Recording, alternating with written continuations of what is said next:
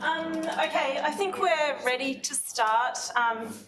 Thank you everyone for coming. My name's Vanessa Bowden. It's not Vanessa Newman. I don't know if there's a Vanessa Newman at University of Newcastle, but so I am presenting and also chairing today, and I'm from the University of Newcastle. I would like to start by paying my respects to the Wiradjuri, Woi Wurrung people and acknowledge that we are on stolen land today. I think it's quite interesting to think about the fact that Victoria has just implemented a treaty. I'm from New South Wales, where we have not taken such steps, but I look forward to seeing what sort of work can be done towards improving justice, truth-telling, to actually having Aboriginal representation, and I really hope Victoria can sort of hold up an example for all of us to sort of start moving forward on these things, finally. Just as an introduction to the panel today, we had a few last-minute changes. So Georgina Woods, who works for Lock the Gate, who was going to be the sort of glue that was going to hold our discussions together, actually had to go to Canberra at the last minute to try and lobby against the problems with the government's proposed environmental protection laws. So she rang me yesterday freaking out, saying, what am I going to do? And I was like, oh, of course you're going to Canberra, and we'll try to manage the conversation here as best we can. But a bit of a warning is that we did sort of actually have a plan to give our presentations quite briefly and then really focus on an all-in discussion that she was going to hold together for us. So we've quickly reverted back to what academics know best and giving our individual presentations. So hopefully they'll at least go some way towards the topic that we've put forward today. And that is looking at what sort of contributions sociology can make towards social movements, in particular to climate change. So that's the panel. I'm setting a timer and someone can give me a nudge as well. My paper is called The Green Backlash. And please forgive the indulgence here, but where the idea for the panel came from and my own thinking around this has been my own journey through activism. So I have spent a lot of time interviewing business leaders on their attitudes to climate change, but I actually started as a social justice and environmental activist. And in fact, I know Rebecca from those times, I know George from those times, I know Kath from earlier, and Kath is also involved in activism. So that's sort of where everyone, all the threads have sort of come together here.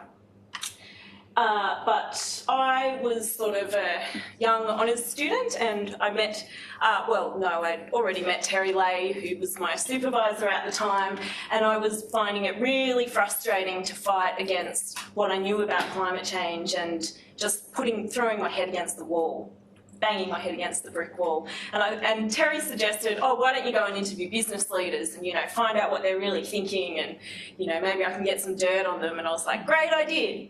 So that's what I've been doing for a long time. Maybe not quite 10, no. Oh, I don't know, a long time. Long enough. Yes, more than 10 years. I can't even do math. So I started off interviewing people in the Hunter region, which is of course a heavily reliant on coal area, and I interviewed business leaders for my PhD. And then I met some colleagues, Daniel Nyberg and Christopher Wright, who I need to give credit for, who actually work in the business school, but they're quite critical. So they're like the good side of the business school. And I continued that work with them. And so I've done a lot of dressing neatly and going into rooms and smiling while people told me pretty awful things, really, about climate change. So where I'm going with the paper today is incredibly, in fact, it's purely empirical. I've got almost no theory in here at the moment, but where I'm at is just starting to try to think through, out of all those years of work, what I've done, what of value in terms of the social movements for climate change that I still care greatly about and have lots of friends involved in, what of value have I found? So that's what I'm going to be talking about today. So I'm drawing on 91 interviews with not only business leaders but politicians, lobbyists, a few environmentalists, people who are working in the climate change policy space. But the data that I'm drawing on today is all from the industry side of things, so that's all I'm looking at the moment. These interviews were conducted in different projects, an ARC project looking at the energy transition with Daniel and Chris, and also some funding from the Climate Social Science Network out of Brown University, looking specifically at the gas industry, because we did the ARC project and I found the gas industry really, really hard to engage with. So we got a little bit of extra money for a specific project looking at that, and I'm sort of putting them all together. So there's the range of interviews. You can see it's very, very much focused on the fossil fuel sector and industry, as well as politicians, environmentalists. So the question, I guess, that I'm speaking to today is how environmental activism has influenced the fossil fuel sector and their responses to climate change. One of the things that I found quite interesting when I spoke to these business leaders was actually the veracity with which they would talk about the environment movement. I sat in many interviews and they would talk about how effective the environment movement has been.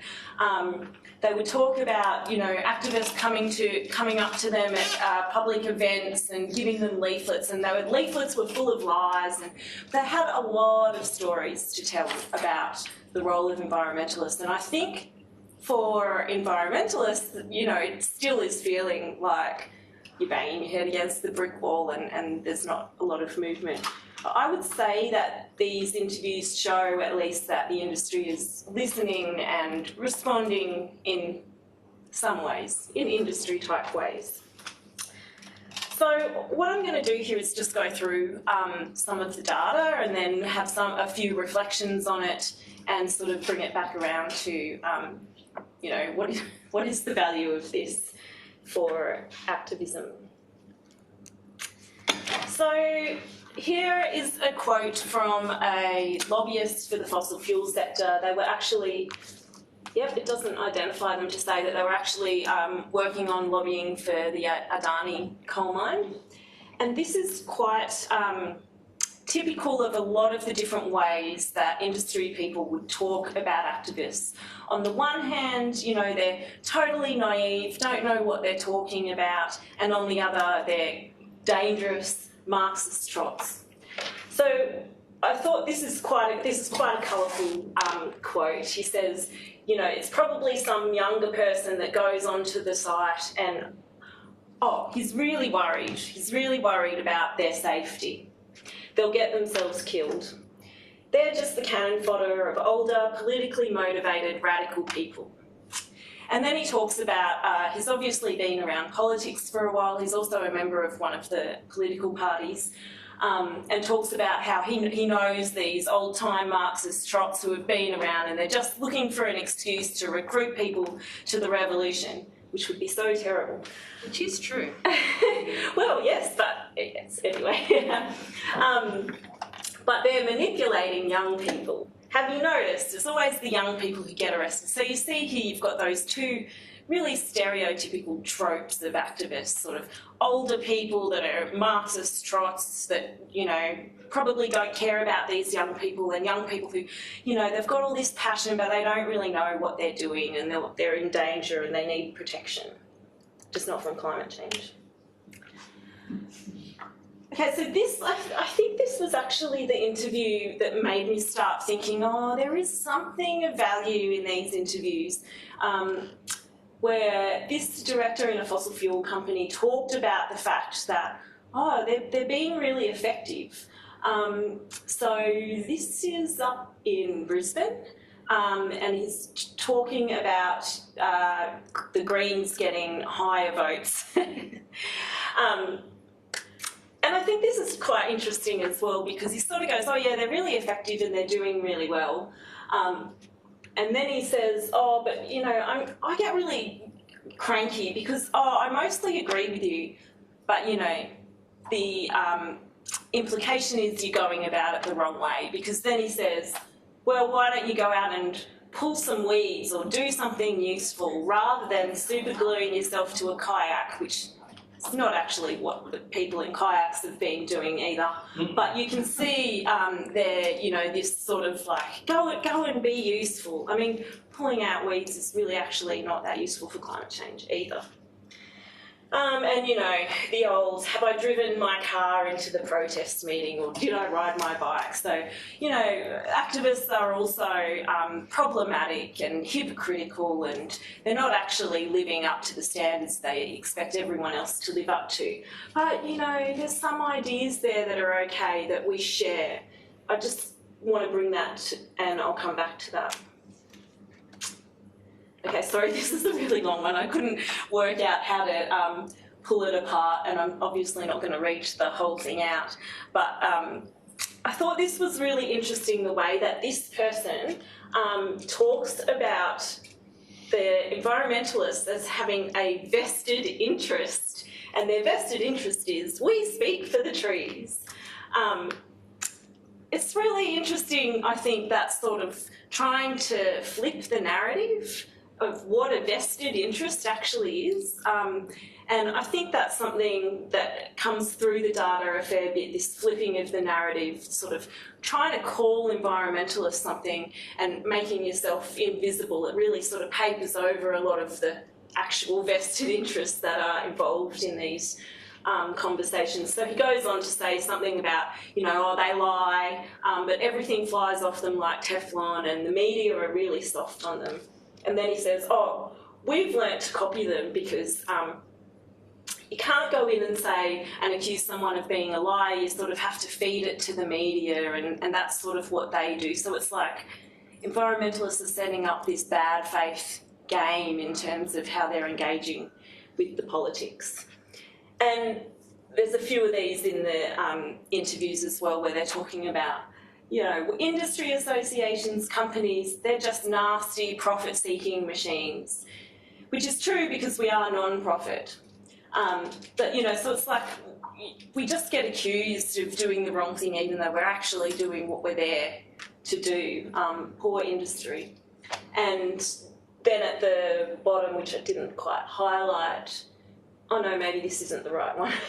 Anyway, one of them talks about not being able to talk about coal. I think it's the one after this, actually. Okay, I have probably put too many quotes in here.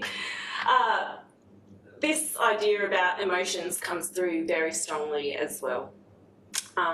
You know, that basically, like, people are being emotive and they're exaggerating the impacts of climate change. But then, you know, this person goes on to say, actually, there's no fact-checking. There's no burden of proof. Like, you know, so again, actually saying environmentalists are lying in order to upset people. Okay, sorry, this is the one right down the bottom. He says, you know, 10 years ago you could get away with saying coal, but it's really tricky these days. So what the result of this has been, of all this activism, has been, you know, everything gets so emotive and everyone hates the fossil fuel sector. And clean and green is really easy to sell to people. So, you know, the lies go off like Teflon and everyone believes the environment movement. Yeah, I think I'll tell all my friends in the environment movement that, you know, we all have the power and everyone believes us and we can say what we want. Obviously, this doesn't translate into government policy, unfortunately.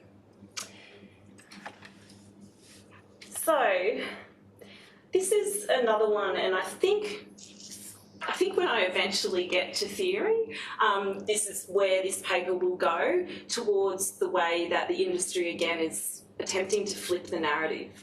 There are lots of interviewees who talk about this fact that it's such an ideological battle. And they sort of talk about it like this idea of, you know, who knows where it came from, like the industry doesn't participate in it. It's the ideological environmentalists who are the ones that are doing this. So these are just a couple of examples there where people are saying, you know, it's an ideological position and no one's willing to actually engage with the practicalities of what's involved with responding to climate change if we do that. And, you know, they'd rather actually sort of say that the industry is obstructing our plans for the future.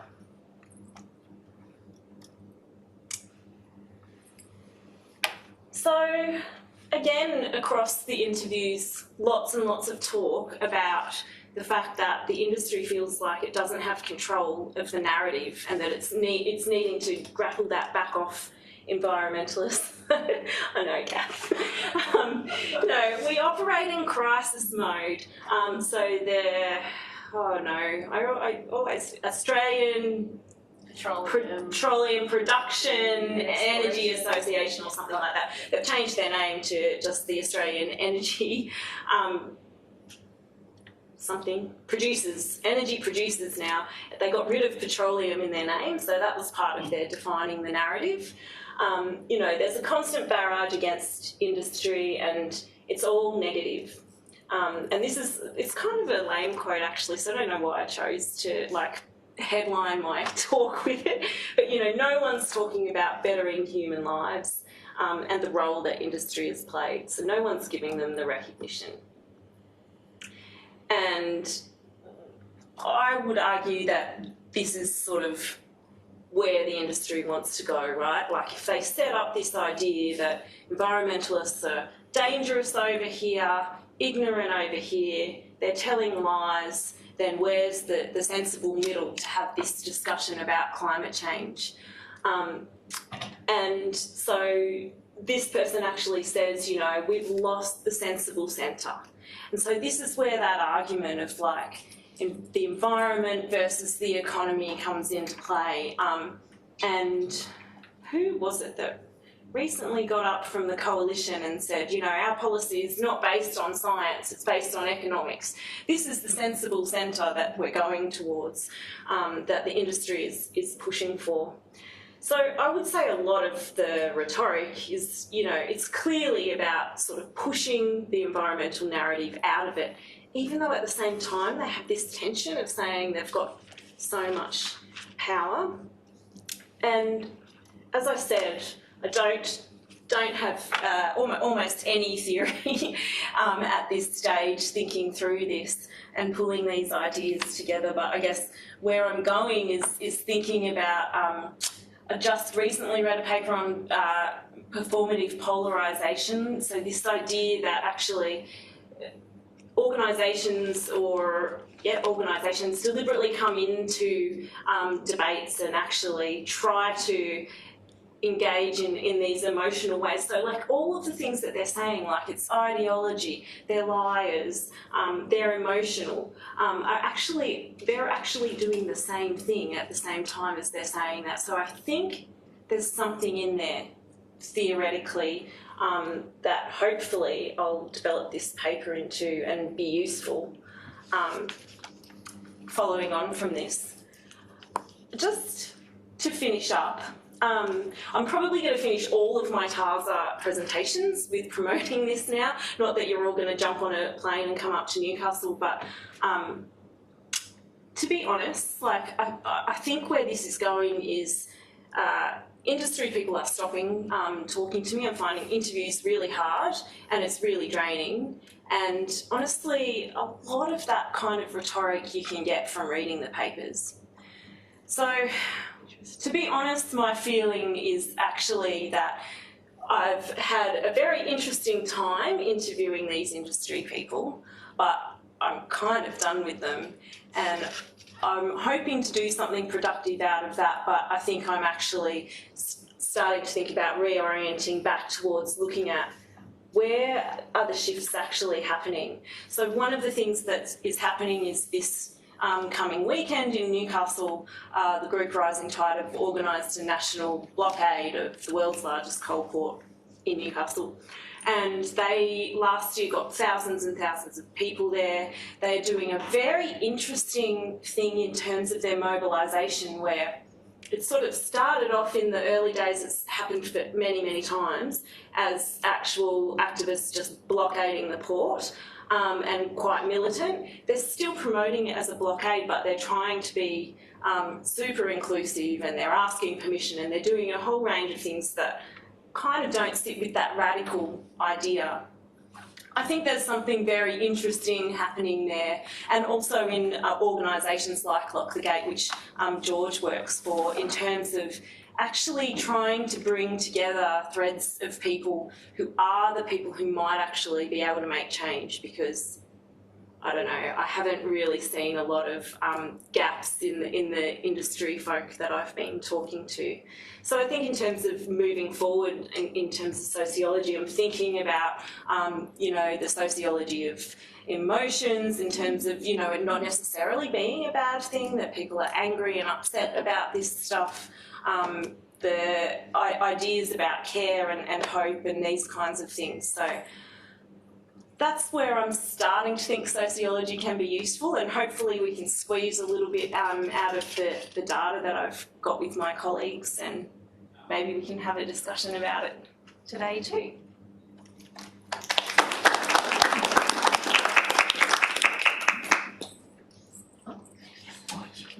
I'll just leave you to introduce yourself. Hi. So I am Catherine Strong. This is going to go together really well with what you just talked about, because it turns out that everybody feels like they're picked on in this situation, whether it's the activists or whether it's the business people, apparently, which is very interesting to hear. Elise and I have written this paper.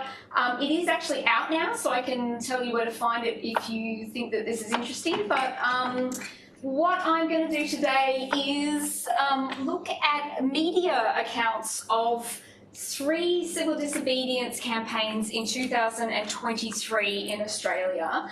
I am doing this, or both of us actually are doing this from the perspective of, as Vanessa said, I have done the opposite of her, which is to do academia and then move into activism. So I've been doing a lot of environmental stuff over the last few years, and both Elise and I have been involved in some way or another with all of the campaigns that I'm about to talk about today, but I'm not doing, this is not like ethnographic or anything like that.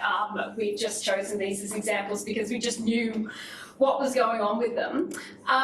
So I'm looking at media coverage because it is often actually quite central to tactics that people decide to use. Like, people are looking for media coverage of what they're doing. It's not always the reason they do what they do, but quite often it is central to decisions that are made. This is like looking at legacy media coverage of these 3 campaigns. When I say campaigns in this instance, I mean an ongoing series of actions that happen within the space of a fortnight. So the reason I'm looking at those is because it enables a narrative to develop over the course of those actions, and often what the activists are doing when they're doing these periods is saying, we don't think we would probably get coverage for one thing, but if we did 10 things, then people are going to start to pay attention to what we're doing. It's going to start to look like an ongoing thing. It's going to start to do more damage if that's what they're looking to do economically, not physically. So that's what's going on there. And so as academic activists, we're involved in the campaigns, but also this paper is itself, I think, a form of activism, in that I have taken time during my job to write this thing, which is actually not really in the area of research that I work in, and the purpose of it is to provide information that I think will be actually useful to the activists that I work with, more so than being something that I think necessarily is going to set the sociological world on fire. So it's a way of me like using my time for activism while I'm at work, and increasingly sort of looking for ways to do that sort of thing in my I don't know, day-to-day thing. So probably not the best paper that anyone's ever written, but it has a function other than just sort of being about the academic discourse. So please bear that in mind if it's terrible.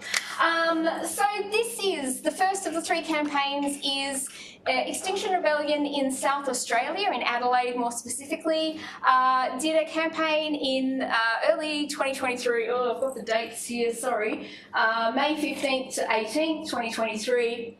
Appia, who we have just met via Vanessa, did a conference for a week in Adelaide, and XR turned up to basically do as much disruption of that conference as they possibly could. So did things like, this is a image of, in that cherry picker there is a woman who has just been hanging off the, oh no, she's still up there. Hanging off the bridge there is a Extinction Rebellion activist, and that has like had the effect of like shutting down those roads, and I'm pretty sure shutting down the road across the top as well.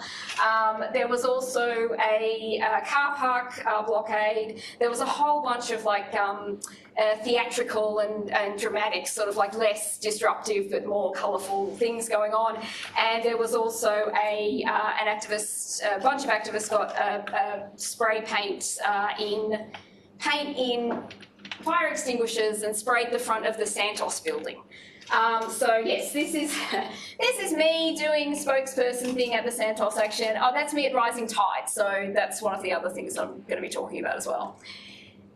The South Australian actions were quite impactful in that the South Australian government, in response to them, did a really quick, like passed it through the legislature in like a day, put in new anti-protest laws that increased the penalties by thousands and thousands of dollars, and I think extra jail time if people did these sorts of things. So they were like mad about it.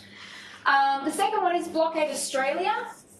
Blockade Australia, this is, I'm looking at the 2023 period of action, but it is relevant to know about their 2022 period of action.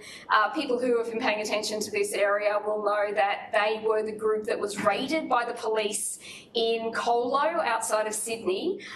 It was like a super high dramatic, like the police came in their fatigues, the group didn't know who they were, there was a standoff, the police ran off, and then they called in all the reinforcements, and then there was like helicopters and dozens of police driving in and arresting everybody, right? So they rounded up all of these like 20-year-old non-violent activists who were drawing diagrams on whiteboards to discuss what sort of things they might do, and threw a couple of them in jail for a couple of weeks, like kept them in jail even though there was no evidence that they were intending to be violent. I'm still heaps mad about it. It's like such a terrible thing that happened. And also the fact that the police then undertook a campaign of like harassment against this group for over a year, and like really full-on stuff. This is them being like, yeah, screw you. But in 2023, they came back for a period across 3 different cities in Australia, Brisbane, Sydney and Melbourne. And they did 20, I think it was like almost 2 weeks. There was 21 arrests. And their framing of this was 1 year since the Colo raid, like the Hydra, Blockade Australia is back, disrupting 3 major ports across the continent. The climate movement cannot be decapitated. So it was like a very clear fuck you to the people who had tried to essentially stop them doing what they were trying to do. This one here is Rising Tide. We've just heard about Rising Tide. I won't say too much about them. 2023 was the very big, the sort of, it was the longest blockade of the 2 that have happened so far. There was 30 hours of blockading the port that was agreed upon with the police, and then what happened was everybody said, well, we're not coming out, and everybody who thought that they were okay to be arrested stayed out on the water and were picked up by the police. 107 arrests. Last year there were more arrests, but there was a much shorter period of blockading because of the way that the police had restricted what what Rising Tide could do at that point. So those are the 3 campaigns. Looking at how the media framed them, Unsurprisingly, one of the main themes that came out was this idea of risks to life and injury, which we've also heard just come out of the narratives that Vanessa's been talking about. So this idea that these people are doing things that are going to get themselves hurt, that are going to get the people around them hurt, and that are going to get the people, the emergency service people who have to go in and take them out of the situation, that it will get them hurt as well. So a quote here, a police minister in New South Wales defended the time it has taken police to remove protesters, describing the operations as very high-risk rescues. Protesters deliberately placed themselves in dangerous and hard-to-access situations, making it time-consuming and dangerous for police attempting to remove them. And you can see here, Min's warning against the dangerous situations that these protesters are putting themselves in. This can also play out in stories about, the ambulances couldn't get through. That's a really, really common story that gets told about these situations. As yet, there is no proof that an ambulance has ever, in a problematic way, been stopped. And one case ended up being hinged on the fact that the police had actually lied to the court about an ambulance being involved when it hadn't actually, and so the person who was looking like they were going to go to jail ended up just walking free. Economic risks. Okay, so this is on 3 levels. Everyday people. Oh, are you stuck in traffic, not able to get to your job? Oh, why are these terrible protesters putting your wages at risk? You're not going to be able to pay your rent. Oh, so ordinary people, why are they being picked on? Businesses, okay, so any businesses that are being affected, the workers couldn't get in. In this instance, in Adelaide, there was a cafe that was in the Santos building that got spray painted, and there was a very big deal made out of the fact that this cafe had its business interrupted during that day. So the innocent blueprint cafe, because cafes are innocent or not innocent in the general scheme of things. And of course, risks to the economy, like the Australian economy, the state economy, those sorts of things. So Barnaby Joyce talking about how each of the trains that got stopped by Blockade Australia is $1 million in export dollars. So basically this is payments for NDIS, payments for pharmaceutical benefits, payment for pensions and unemployment benefits, which is probably a dig. These people who decide to close all that down, they mustn't be at work, so some of the social security they're living off has been paid for by that. They've stopped $60 million of our exports, right? This is in relation to Blockade Australia, who would have been delighted to hear that because economic disruption is actually the point of what they're trying to do. But you can see that, yes, framing activists as being damaging in all these ways. Now, climate risks mentioned far less often. Climate is mentioned in these stories in really vague terms most of the time, especially for Blockade Australia and Extinction Rebellion. You don't get any account of like what their goals are, what it is they're trying to do, even though that information is in the press releases they send out or on their website. So it is accessible, but it doesn't get spoken about in the media reports. Rising tide, though, and I think this sort of speaks to what Vanessa was saying, is framed quite differently, and you see a lot more of ordinary people being given space to talk about why they're doing what they're doing, and often they end up coming across as quite reasonable and they give like detailed information about climate change will do this, and I'm worried about my children, I'm a grandfather, I'm gonna, So this person is a coal miner, he gets to tell the whole story about what brought me here, what I think I'm trying to achieve, so there's a lot more space given to the climate stuff. The other risk that emerges is risks to democracy, and this happens when you get repression coming down or over-the-top responses from government. So the thing that the South Australian government did ended up being seen as a risk to democracy. The pushback against Blockade Australia, also a risk to democracy. So once you get this overreach from people in power, it starts to create space for discussion about how and why protests are actually legitimate and important. So you'll get people coming out being like, protests are important to democracy. You wouldn't have women having the vote if it wasn't for protests, right? Those sorts of things that get brought up a lot. It also enables people to highlight the connections between politicians and fossil fuel. And in South Australia, that came across really clearly because the Premier had direct connections to, and one of the ministers, I think, was like the brother of the head of Appia or something like that. And people started to highlight those connections, which undermined the legitimacy of what the politicians were saying. This was an emerging narrative in South Australia, already in play with Blockade Australia, didn't really get mentioned much in Rising Tide because at that point there was none of that sort of going on. Like everyone was sort of playing nicely together at that point. And there's also this sort of overarching narrative of national creeping repression. So what we have here is adherence to what McLeod has called the protest paradigm. So that is a set of news coverage patterns that typify mainstream media coverage. So you see the same themes coming up over and over and over again. And I think really interesting that those have been echoed in what Vanessa's respondents were saying, in that this has really been it's interesting to think about like whether it is something that's come from industry and people in power, or whether it's something that's so prevalent in the media that it just gets into people's everyday discussions about these sorts of things. The protesters are sort of framed as deviant, isolated, opposed to normal citizens. So like not like you and me, they're like this weird category over here. You don't need to feel like you empathise with them or want to listen to them. And there's a focus on the negative consequences of the protests, such as if there is violence, property damage, traffic congestion, and expenditure of community resources that result from the protest. And this can happen in such a way that even protests that aren't violent, which none of these were, the way that they're framed can end up making them sort of seem almost the same as violent protests, like that much of a problem. So repression can disrupt this narrative, but at the same time, even when that risk to democracy thing comes up, it still doesn't give a lot of space for any detailed discussion about climate risks or what the goals of the activists are.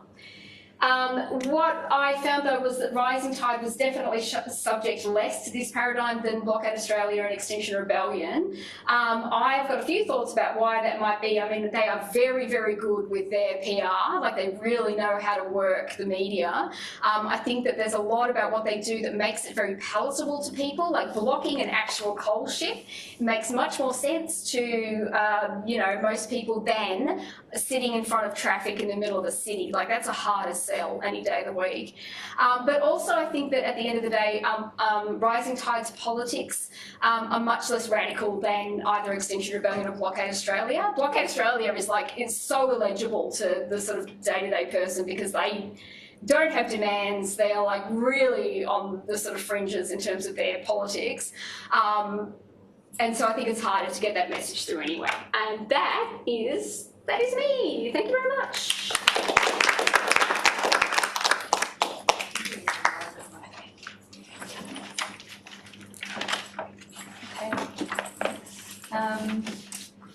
Hello, I'm Bette Pearce. Why am I here?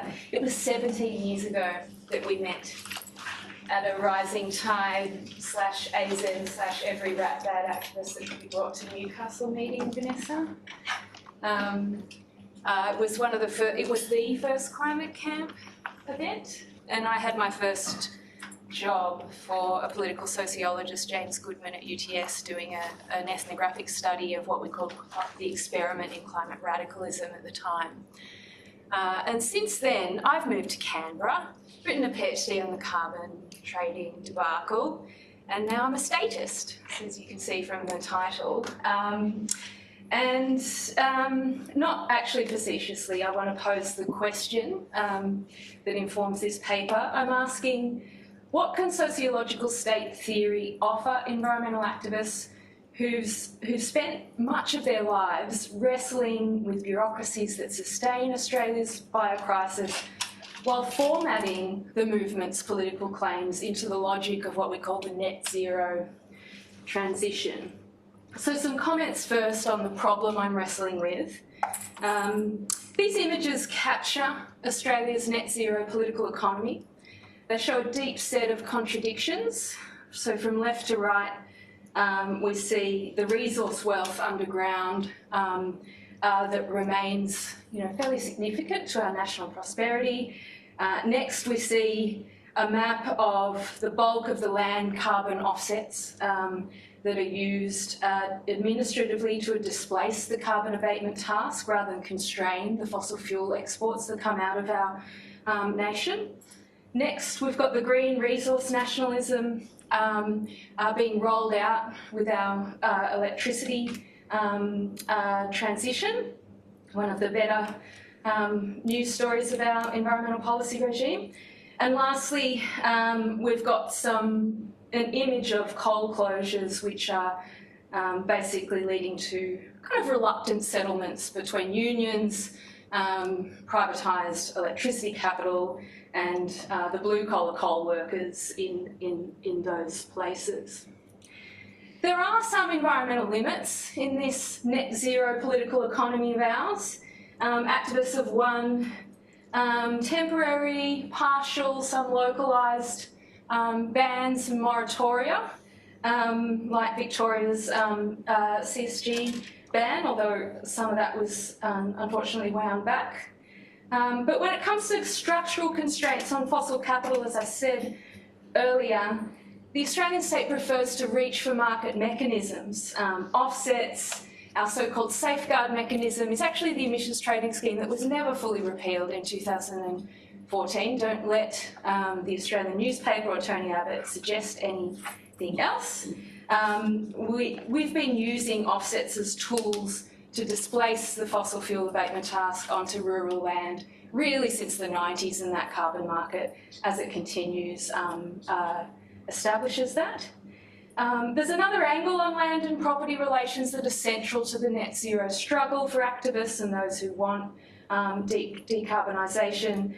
The state is in a process of allocating rural land as use value to renewable energy capital, as it codifies rents and distributes community benefits to secure legitimacy for our renewable energy rollout in new areas of regional Australia that haven't hosted electricity infrastructure before.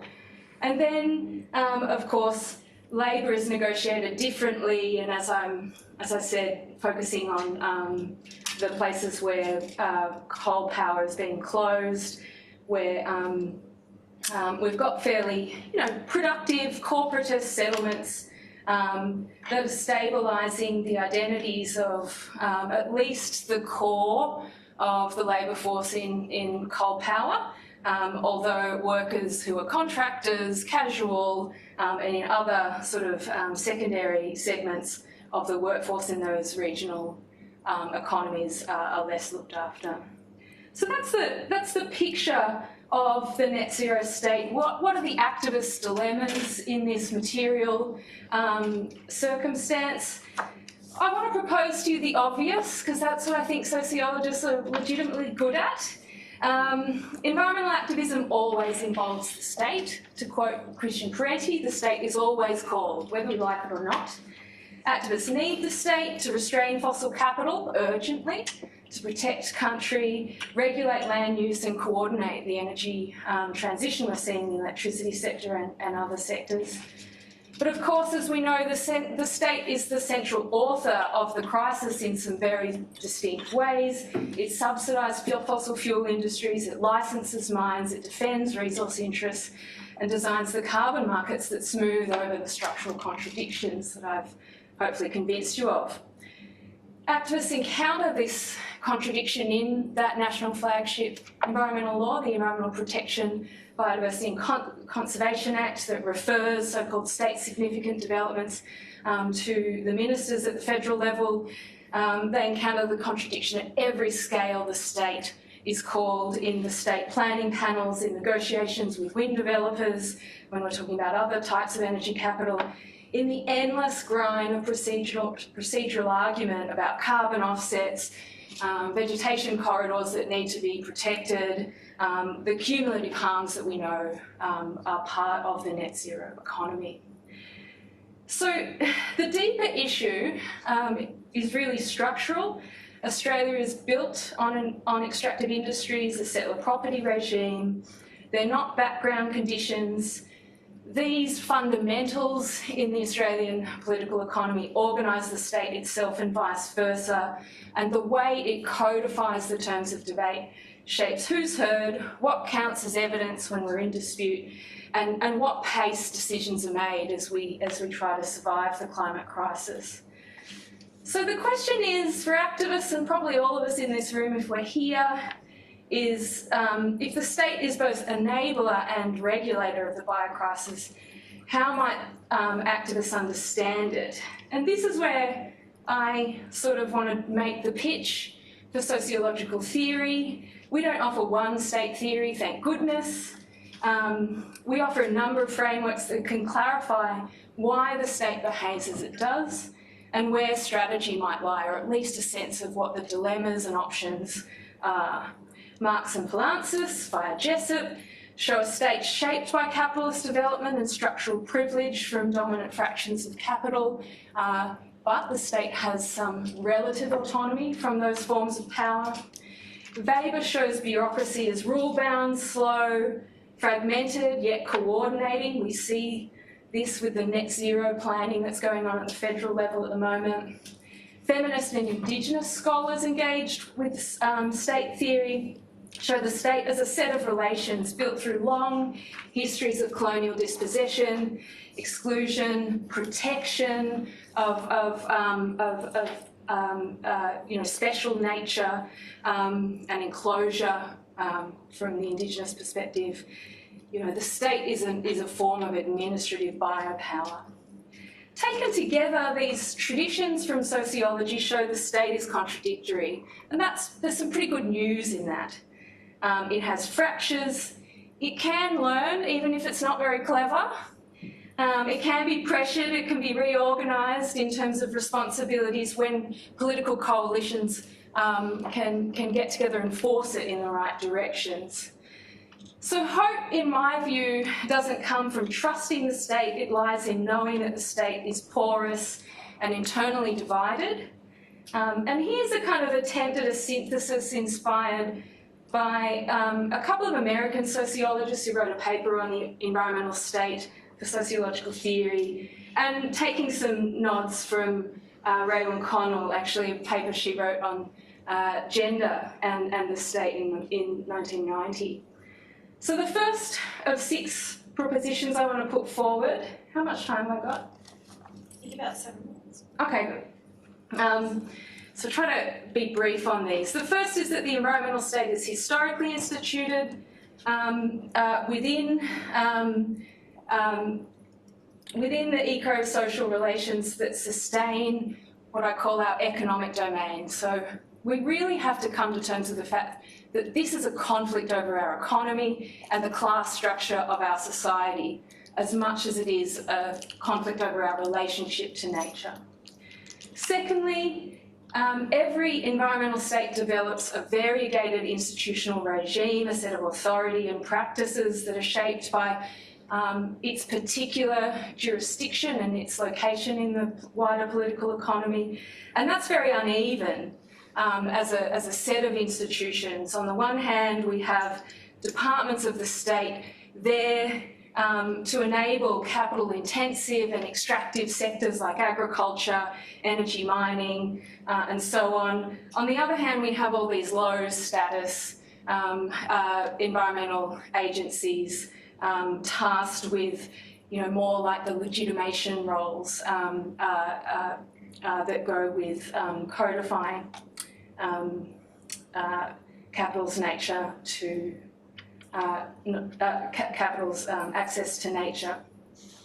Third, I want to point out that the environmental state actively produces and manages ecological relations through these protections that it wraps around economic development. Fourth, that the environmental state is actually constituting us and non-human natures. It creates the political categories through which decisions are made. It designates landholders and particular stakeholders that are given attention of state authority. It creates environmental goods like offsets, credits to nature repair, as well as designates who's a major emitter, who's having significant impact, and so on. So it's constitutive of the political. And so because through that work, it's structuring the types of harms and environmental benefits that circulate in our economy, it's a major site of political struggle. That's why First Nations people have to fight it if they want their land back and their land rights and co-governance claims realised, why workers have to struggle over transition packages, rural people have to react to what they rightly perceive as uneven development, and so on. So it's a pretty high stakes arena. And finally, this is the hope for me and I suppose many political economic sociologists. The state is internally contradictory. There are instabilities here, and those crisis tendencies and contradictions are the levers that activists and other advocates have at their disposal to try to create change. So to give you one example from literally the last few weeks, and it's the reason why George isn't here, let's quickly talk about the EPBC Act. I won't play you the video, but it's very cute. This is my friend Ellen Roberts, another Lock the Gate activist. She comes to Canberra every now and again, and I get to hear the news. This is her approaching our Federal Environment Minister, Murray Watt. There's a question, why are you gutting Australia's environmental laws so you can fast-track coal and gas? And it's a big, long power handshake. She won't sort of let go of his hand, and she outlines all the problems with the law in front of the constituents around him.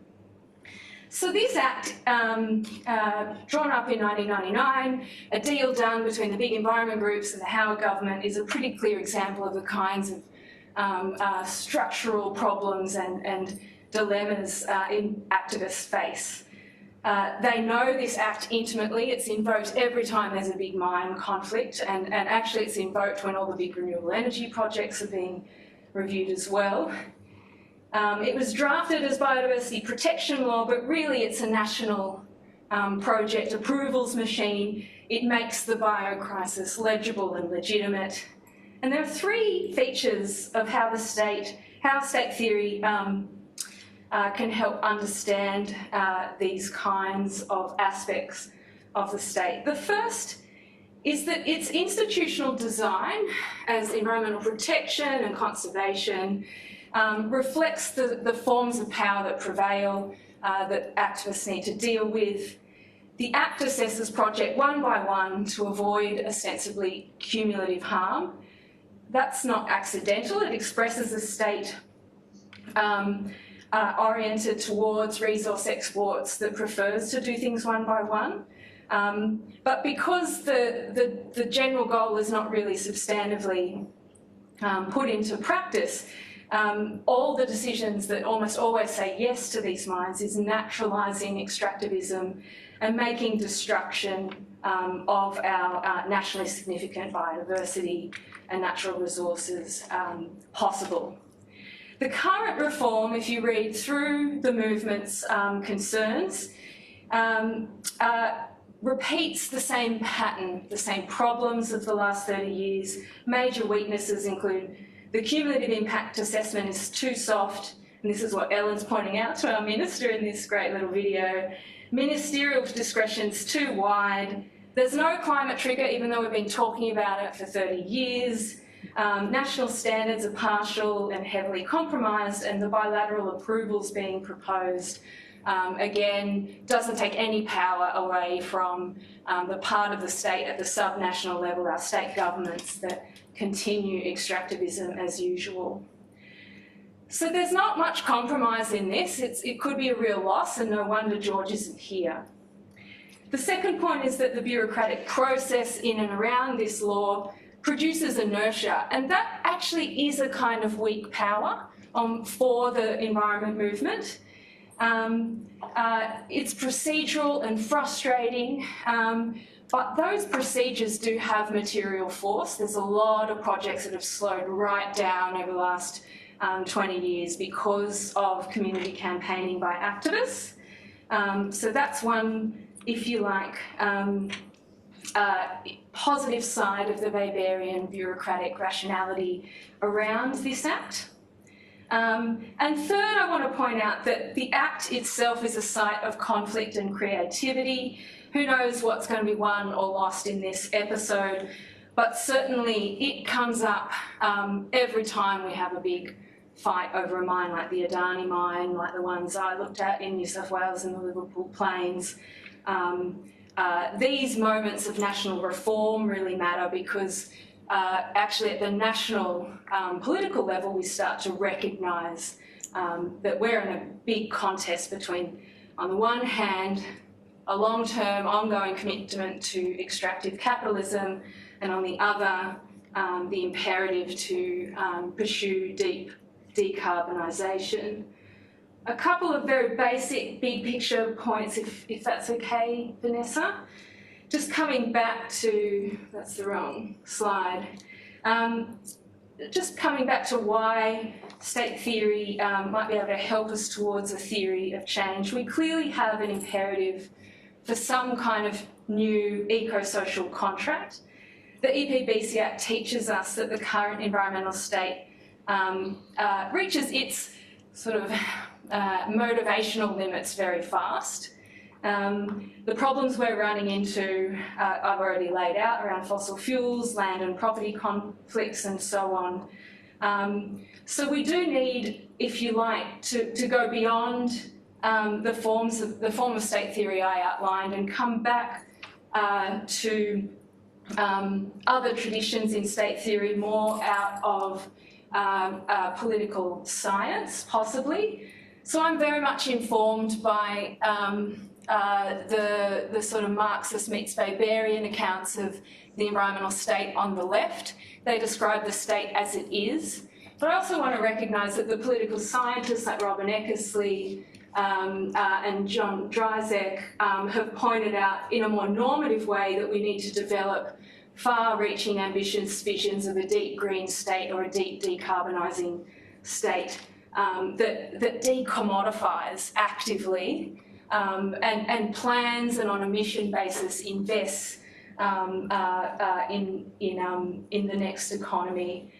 We sort of have a kind of a light version of that. I won't say any more here, but I do think, interestingly, a lot of what we call climate activism and anti-coal and gas activism has produced the net zero economy as we see it, and the role of the state in planning for it, albeit on an ad hoc basis. And it is changing, if you like, the middle class dynamics of our net zero debate. And we can come back to that if you like. The main points I'm wanting to end on here are that sociology doesn't provide instruction on how to use the state or whether you should bother engaging, but certainly I think it can help map the terrain. It shows how the biocrisis is reproduced by the structure of the state and its historical role in formatting the economic domain of Australia. It uncovers where the state might be pressured, where the contradictions are, where the levers might be, and only experimentation can solve the question of whether to engage. But it also certainly gives us a way to see, if you like, the normative horizons and the more ambitious visions for the state that a much larger set of actors would have to be part of to win deep decarbonisation. And I'll leave it at that.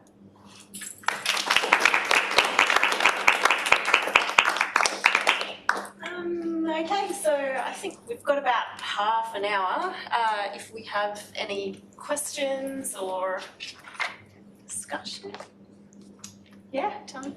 I've just got a comment, and I come from Queensland, where Adani is mining away, and many presentations today have spoken about the economic reasons, the economic rationales that politicians give us for fossil fuels and so on. The case of Adani is a classic case of no economic gain whatsoever. You know, they haven't paid any coal royalties at all, and at this stage it looks like they will not. They pursued climate activists with a vengeance in a way which is just shocking. It feels like it's a, you know, some kind of authoritarian state that we live in. They claim that there would be job creation. Well, bollocks. It's mainly been automation, yeah? They're less than 1,000. They claim there'd be 1,000 jobs, and there've just been a handful of jobs created. So those flow-ons for local communities have not been there. Those coal royalties have not come to our public coffers. So I guess my comment here is, how do you get this lack of common sense, lack of economic sense, how do you make it more visible to the population? Sorry, I got very excited there. You're totally right about that. In fact, the person that I interviewed that was lobbying for them described how they realised when they first went for approvals that the mine looked so big that it was alarming everyone, and that they actually deliberately then brought it back down, which is part of that narrative. But like, I don't really know. Like, I think the Australia Institute has done a lot of work to show how actually the mining sector does not contribute as much as what it claims. Like, I feel like there's more awareness out there about those things, but certainly that idea it's persistent. And I think actually a lot of the time the industries don't even just argue about their economic contribution, but they sort of go into this idea of being part of the national Australian imagination and these sorts of things to try and link it up as well. So I think there's some work to be done there as well in exposing that, and that as a deliberate strategy, and understanding that we're wanting to create a new idea about our national economy, but I think it's hard work, you know, it's been there for so long and they have that incumbency, and I don't know if you guys... I think, you know, groups like the Australia Institute, and I'm on their research committee, so I'm not against them, I'm for them, I'm with them. I think we can overestimate how much myth-busting can do for us. I think it's absolutely essential, that political ideological work that Richard and Rod Campbell lead. But this isn't a rational problem. It's a rationality problem in terms of the state-level bureaucracy, the cost-benefit analyses that Richard and Rod are constantly debunking. You know, they're mad, right? And they do cook the books on job counts and local economic benefit, and they do overstate the royalties and the broader social and environmental costs get understated. The work of that style of activism is essential, but how do I put it? There's another kind of institutional axis of power here. It's deep in the sort of DNA of the colonial state that we live in and our model of federalism. I don't know what the answer is, but if you want coal and gas not to go ahead, you need every state government with large coal and gas reserves to commit to a decommodification agenda.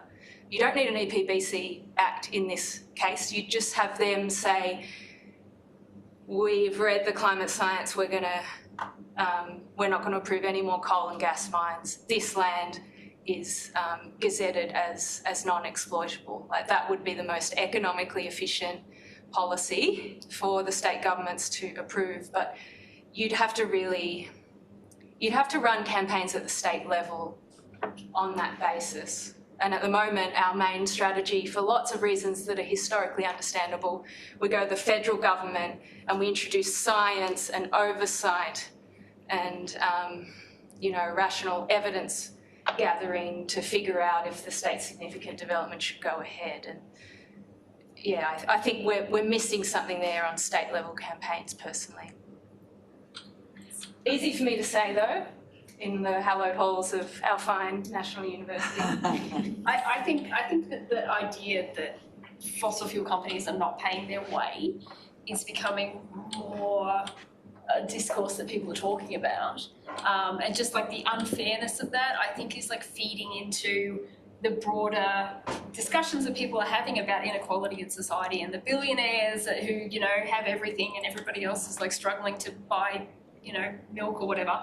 I think there's a potential there, like driving that home further. I know people are talking a lot about the Norway fund, national fund, right? So Norway, sovereign fund, that's the one. So Norway pays for all of these beautiful things for their people to have because they tax the fossil fuel. And I don't know if I don't think that's an answer. And I think, you know, it's not going to decarbonise anything, but I think that's a way into people's common understanding about what should and shouldn't be happening, which is like all of those things about like who activists are and all of the rest of it. If you can communicate to people this fundamentally unfair thing is happening where rich and powerful people are getting more and you are getting less, I hear a lot of people talking about how you get those things to sort of come together and to communicate to people on these issues. I don't know. It's just not in Hunter Valley or Lithgow or Penrith or, that's the challenge, right? Well, I mean, I guess the thing there is that those people are being disadvantaged by that situation as much as anyone else, if we're talking about like national infrastructure and national ability to do things for people. So, I mean, there's like, it's like possible if you knew how to do it. Yeah. Yeah, it's tricky. Super tricky. Sherry and then Bill, sorry. Yeah, I think a really important thing about the Adani mine issue was that Bill Shorten in 2019, the Labor Party was basically wiped out in that election. And where the shifts happened was in most working class electorates all over Australia. It wasn't just in Queensland. And although there were only 300 jobs involved, the working class voted in solidarity with those people. And to my mind, the sort of theoretical angle through which I view this stuff is based on Nierenreich's on the professional managerial class and Bourdieu on, you know, from my own research, which is sort of interview-based with working class and middle class people, there's a huge amount of hostility in the working class to middle class environmentalist activists. It's enormous. I mean, they, on the one hand, they acknowledge environmental problems. Secondly, they hate the business class. That's no news to them, what you were just talking about. But they really don't like environmental activists, and the reasons for this are completely part of the structure of the class system in late capitalism. You know, like that they've been stigmatised in primary school and high school as dumb, as not working hard enough, etc., etc. These middle class people seem to them to be doing nothing useful while they're doing actual work. They seem to be just high in the sky theory. They regard middle class activists as just going for the fun of it.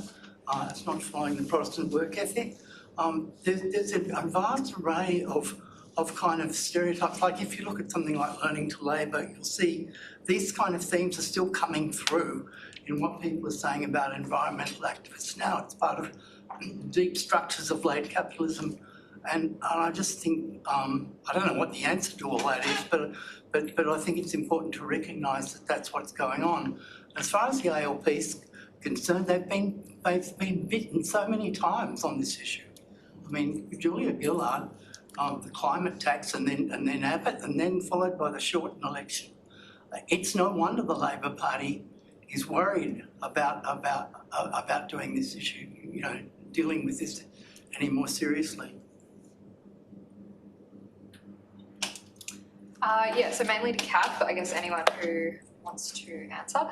I found really interesting that notion of, I think you said palatability of rising tides. I guess just, like looking at the different representations of people in the media, wondering what you think is, I guess, like, has more impact or more kind of like effectiveness those kind of different approaches of activism in In terms of their terms of, like, palatability? palatability. Yeah, I mean, I think like radical versus palatable. Yeah, I mean, I don't know. anything that is radical is, I mean, I think that the media in Australia is always going to have a field day with anything that looks radical, because that's just, no, don't.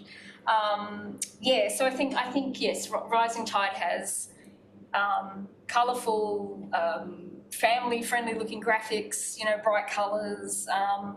It's the cartoony sort of figures. It's like one weekend, and I think that that's actually really important. That the stuff that Vanessa mentioned, which is like they communicate, they let people know what's happening. They do a lot of work with the local community, including the people who are working at the coal port, to try and like have conversations. So they are working to get that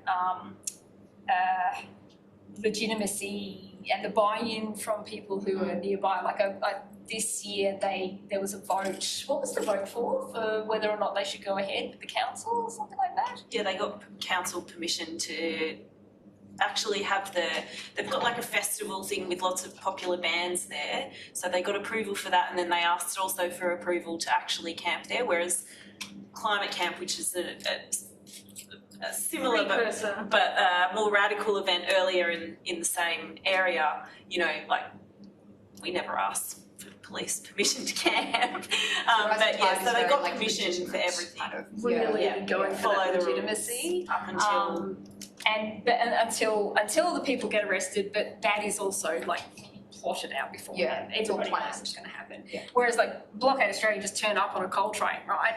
And do it for like 20 days, and they're camping in the woods, and nobody knows where they are, and the police are mad, right?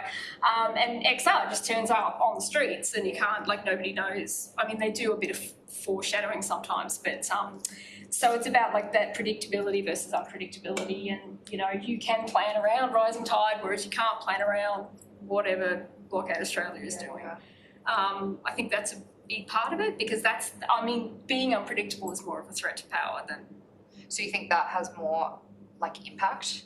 I don't know, impact is very broad. That is, I have no idea, literally no idea. I do keep asking myself, and I'd be interested, given that you've been doing the activism thing much longer than me, the actual effectiveness of any of this, I do not know, right? I've been trying to teach students about this stuff, and looking at classic case studies like Jabiluka, for instance, and of course DDT and stuff. And if you look at that, especially the DDT one, it was decades long actually of exposing the science. The companies saying, "Oh, but we're too economical. We can't make these changes." It just takes so long. And the thing with climate change is, of course, we don't have the goddamn time. And also that's an it's a big issue. mess. What do you do? The actual thing you do is so unclear in terms of. But there's lots that we could be doing that we're not. I mean, but we do see, when I first started engaging with this, the debate was about denial, and actually people just do denial behind closed doors, if at all now. Jump in. I was going to say, from my own interview-based work with environmental activists, that reflecting on the efficacy of their activism is a core concern that kind of motivates how they continue to do their activism, where they locate their activism. But I don't think from that, at least from the people I interviewed, that there was any overarching structure to make sense of that. People were really reflecting from a very sort of individual position, and were coming up with their own tools to make sense of what that actually looks like, how they fit within whether an action is, have people with two very different opinions, or whether an action is effective or not, who are doing the action together. And I think that's a hole in the sort of activist toolkit there, as to, not really having very developed tools as to how to actually judge those things. We've got one here, and here. So, sorry. Thank you. Such important work. I have just a comment and then a question. A comment specifically for Vanessa, and then a question for the panel. we did a review of the discourse related to emotion used on within the Australian media in 2022 on climate change and emotions, and in the Hunter region there was one contributor who talked about how coal lives matter. So it just really resonated with what you're saying about industries playing victim, not just industries, but it's anonymous contribution. So I have questions about who wrote it, right? But and then the question for the panel. So I can think of some clear audiences, but I'm keen to hear from you collectively. What industry, what audiences, what kind of partner organizations do you think are the most important kind of recipients or groups to engage in dialogue about this kind of work? Okay, that sounds like something for you.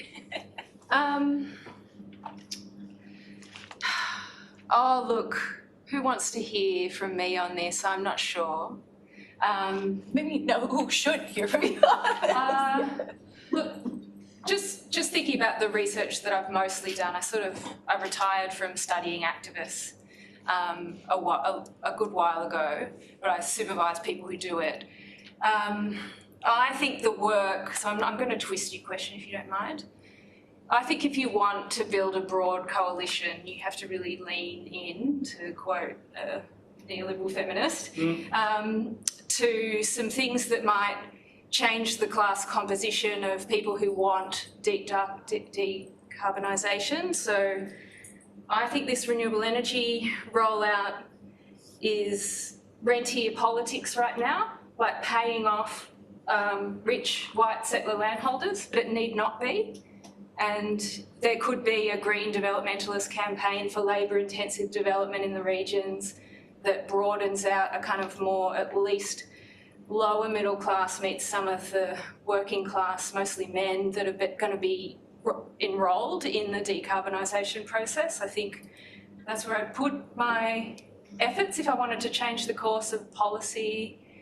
If I was in Newcastle, via an honours thesis I just supervised, I'd be campaigning to diversify that port and engaging in the state level technocratic meets local community organising work with the different fractions of local capital to say, let's stop supply of this coal chain and let's get some agricultural products and other stuff in the region down that rail line into the port. And I'd be talking on those terms with as many working class and middle class people as I could in Newcastle.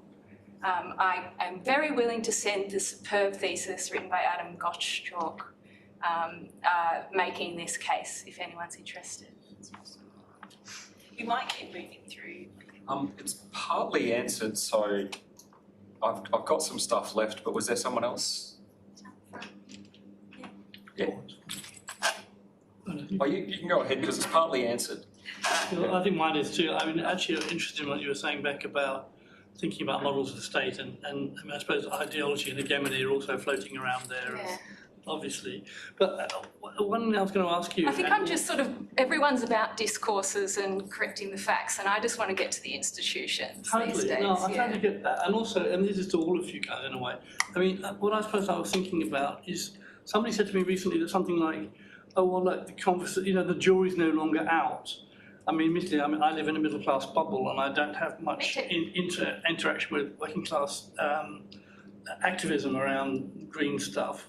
Most of my green friends are solidly middle-class about it. But what I was going to say was, going back to your models, is there some possibility notion of an idea of a ratchet? Like you make something, you institutionalise some sort of change and you make it partly through acts of parliament or whatever lever you can pull, so that it can't slip back. You know what I mean? Like the idea that a ratchet goes on. I mean, once you've gained certain. So I suppose I'm not putting this right. I'm thinking on the hoof. I'm trying to think about how can you stop gains being ungained. I suppose is kind of what I wanted to bring into the conversation. Maybe. I think that's actually probably one of the most important questions right now, right? Because I think what we're seeing is the denial has gone away But what we're starting to see is just flat out, just not going to do anything about it. Like, don't care. Let's do a bit of adaptation, right? So I think that, yes, in the face of actual being prepared to say that is not a concern, I admit that it's a thing, but I'm not going to help anyone do anything about it. That's a different situation to the fights that have been fought up to now, and I think like given the power of some of the people who are going down that path, different approaches altogether. I don't know, I find that very terrifying. Like, it's really scary that that's where people are going at the moment, because then what do? Like, if people are just going to say to you, we will undo these things and we don't care what effect it's going to have, then you're in a completely different place in terms of arguments. Are you talking about that minor party that only has a third of the federal voter base? No, I'm also talking about like Bill Gates and what's going on in the States, and just like we're in a Australia. general shift towards that sort of, and also all of the fossil fuel companies like letting go of all of their green initiatives and just not even pretending that they're doing that stuff anymore. I have a bit more hope. I think the lever is both technocratic and could be ideologically acted on. So next year we will debate what the Greens won before they had some trouble in the last election with the carbon market. We do genuinely have a hard cap in the law that governs 230 mostly coal and gas facilities, and it's under review next year. And the Greens need a whole bunch of people around them to run a popular campaign to retain that hard cap, because I'm certain the Labor Party will move to weaken it next year. And it's the only lever I see for keeping fossil fuels somewhat in the ground with a federal layer of intervention. And I just on the framing stuff, I really do think that all the rising tide and other grassroots activism on coal and gas over the last 20 years has politicised those commodities, and it is very hard for any federal government to have a climate policy or an energy policy that's taken seriously, even by the sort of middling media that runs that fourth estate of ours, like without having a plan or something to say on coal and gas. So I just think more is more in terms of politicising those commodities. Like I, in that sense, I don't think the wheel has to be reinvented. But the technocratic argument and getting the ACF and other bigger NGOs to really get behind the Greens, I think that's a political coalition challenge next year. Sorry, ACF people, Labor Party. Yeah, I did. Yeah. So I guess, it has sort of ran love a bit. So I kind of had a theory question, a practice question. So the theory questions may be a bit naive, but as someone who's been looking at policy in the arts and culture in recent years, I've increasingly come back to conflict theory. And I find conflict theory is the sort of thing that's covered in week 2 of year 1 of a sociology degree and then never come back to. And I've been looking for what's the contemporary version of this, and maybe this, well, I'm familiar with the concept of state theory, is that what I should be looking at? And then that goes to the practical question, which is a really sincere one, which is, that thing of, does it matter what 20 million people think? And maybe you're saying yes, which is a really nice thing to hear, because I thought it might not. I thought the little bubble of the policymakers and the legacy media and those fossil fuel execs all talking to each other and agreeing with each other, and does it even matter winning hearts and minds? So maybe those things go together, and that was my questions. I think it does matter, and that's sort of what I try to get to a little bit with that data. And I forgot to say at the start, because I had too much to talk about, but Daniel and Chris, who I work with, just constantly want to talk about hegemony and Leclerc and move, and that's sort of, so that's the common sense. But I just got so sick of it, sort of locking us into not actually being able to move forward from it. So I was to them before you write one more goddamn paper on that. But I'm still looking for or you got state? I think I'm just a Gramscian, right? Like, state theory is the sort of institutional echo of Gramsci, just saying it matters what the balance of forces is and whether you can build a common sense popular enough to supersede a set of ideologies that the fossil fuel sector is expert at circulating. And it probably distills to some sort of green developmentalism, honestly. Like, you know, it's sort of like taking what Richard Dennis says on Instagram, but like being in Newcastle at length and trying to say it with people who you're not used to hanging out with, right? Like, it's about saying things like this port could send out agricultural product, and, you know, we could have other industries here, and, you know, we already have a state actively involved in our resources. We want to build this stuff, and I'm going to work through this committee and have that campaign, and it's not going to actually be a greening campaign, it's going to be a pretty social democratic, basically developmentalist campaign. Something like that, that's what I would do if I wasn't a toffee Canberra academic. We're at time, so but we'll go one more. You sure? Yeah. Well, and we'll walk out. Well, anyway, I just wanted to thank you very much. I have really enjoyed this session, and it's made me think a lot of new thoughts, particularly around the way that, you know, things are being reworked, old divisions within Australian society being reworked, and potentially, you know, the kind of, we're finding chunks to intervene, but chinks to intervene, crisis tendencies, all of that.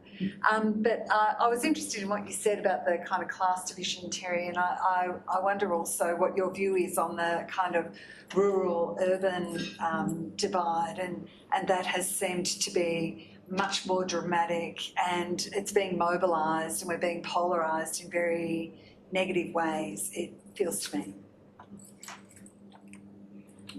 Sorry, maybe this is I've just got too many views. I don't know what the LNP is trying to win, because it's killing itself, right? Having spent quite a bit of time in the renewable energy zones of New South Wales, it does divide people. You've got to drive hundreds of kilometres to go from a flashpoint of conflict over a wind farm to the next one. Like, it's not the big seething mess that I think the journalists overread in their representations, but there are hotspots where there's some land use conflict. There's long neo-colonial class divisions that the big wind and solar plants unearth, where neighbours who, you know, married badly or well, or, you know, whatever, like all those old things between settler property owners mix badly with the solar farms. It's not as big a problem as it's made out to be. I think it's just a massive missed opportunity, because it's capital intensive development. It's lots of migrant workers, mostly from Europe and parts of East Asia, coming in to build big box stuff. And then they go and there's a few good jobs. It's not a coal mine, it's not a gold mine, it's not labour intensive. So I'm just coming back to like green developmentalism, Joe. Like, I think that's where Labor could be pursuing some stuff as a party in some of these places like New England. Like, can we have some light manufacturing next to wind farms? I mean, the other thing that gives me hope is the kind of solar panel uptake across Australia, that seems to be more socially acceptable across barriers, you know. If you own your roof. Yeah.